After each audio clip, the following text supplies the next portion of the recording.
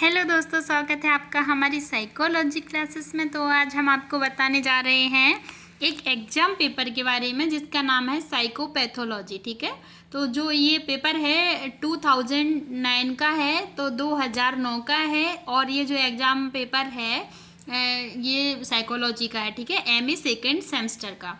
तो यहाँ पे हम आपको बताएंगे, एक बात ध्यान से सुनना कि जो एग्ज़ाम पेपर है वो 85 नंबर का रेगुलर स्टूडेंट के लिए आता है। ठीक है ना, और जो प्राइवेट स्टूडेंट होते हैं उनके लिए 100 नंबर का रहता है। ठीक है, 100 मार्क्स का होता है।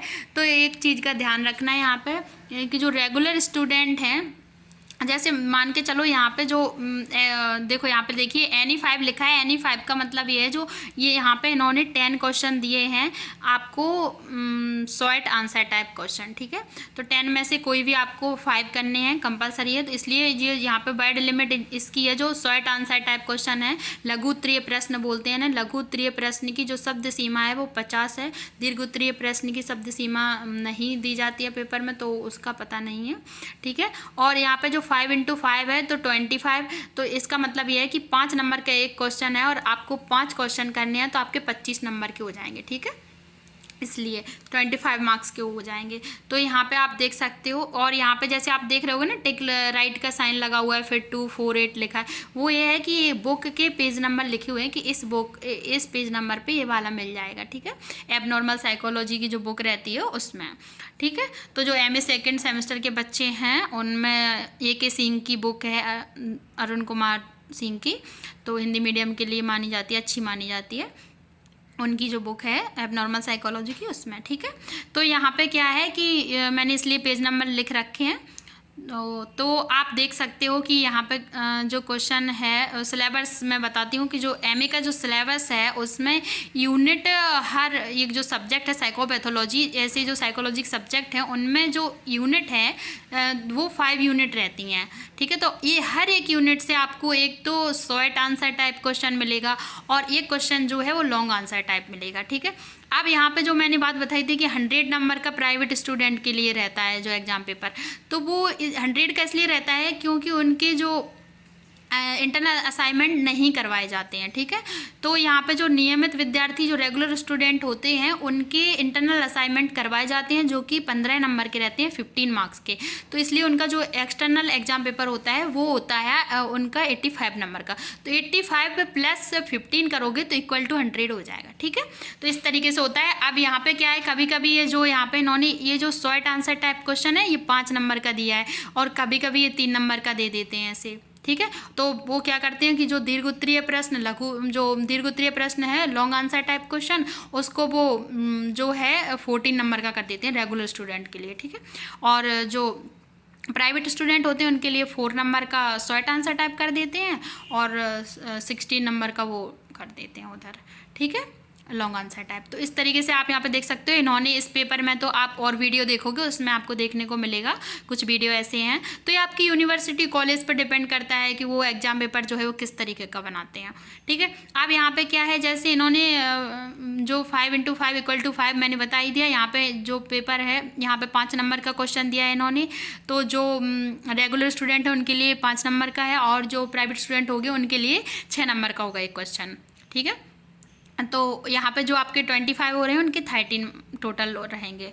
ठीक है, अब यहाँ पे देखिए, तो मनोशारीरिक रोगों से क्या आशय है। अब आपको क्वेश्चन बताते हैं, मनोशारीरिक रोगों से क्या आशय है। नेक्स्ट क्वेश्चन है आपको, हाँ, व्हाट इज मनोशारीरिक रोगों से क्या आशय है, इसका है what is meant by psycho physiological disorders. ठीक है, नेक्स्ट है आंत का घाव, पेप्टिक अल्सर क्या है, तो what is peptic ulcer. Next है सामान्य बुद्धि लब्धि स्तर क्या है, स्टेट एवरेज IQ लेवल।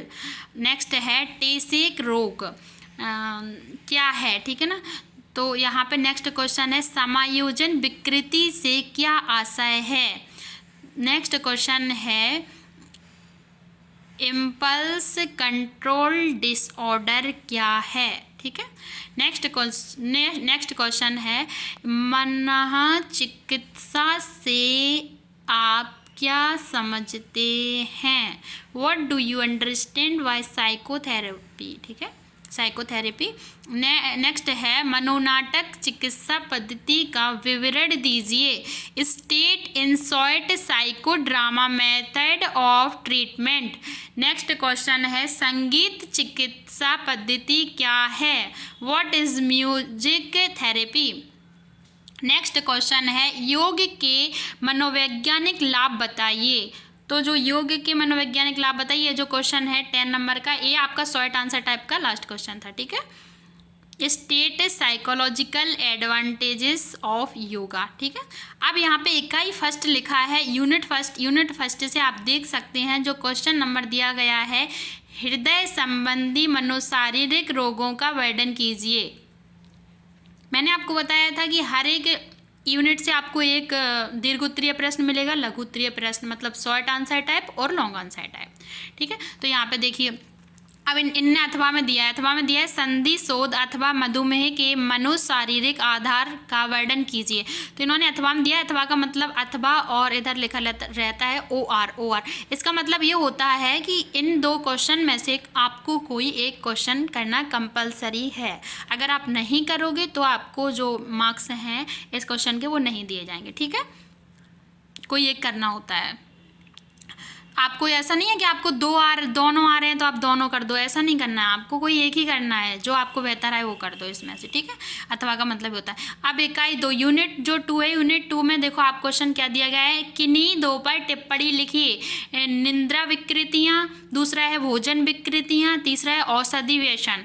तो यहाँ पे देखो राइट नोट्स ऑन एनी 2, कोई दो पर लिखना है। तो देखो स्लीप डिसऑर्डर, ईटिंग डिसऑर्डर और सब्सटेंस रिलेटेड डिसऑर्डर, ठीक है।